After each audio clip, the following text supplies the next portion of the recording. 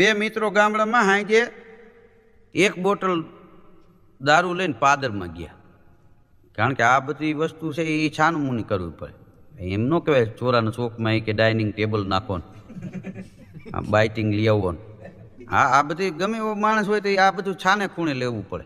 કારણ કે ખોટી વસ્તુ છે ને. એટલે પાદરમાં બે ગયા ને પછી કે આપણે આ દારૂની બોટલ તો લેતા આવ્યા, તો કે હારે કાંઈક જોઈને બાઇટિંગ ને કાંઈક ખાવા. તો કે શું કરશો? હવે કે તું એક કામ કર્યું, ઓલી વાડ આડો બેસ, ત્યાં હું સિંગ ને દાળિયા ને ડુંગળી ને મીઠું ને લેતો આવું. એ લેવા ગયો, પાછો આવ્યો ને ત્યાં આવડો ધોમ થઈ ગયો, તો આખી બોટલ ખાલી કરી. અને ઓલાનું મગજ ગયો કે મિત્ર જેવો મિત્ર ઉઠીને તું યાર આવો ધંધો કરાય તારે.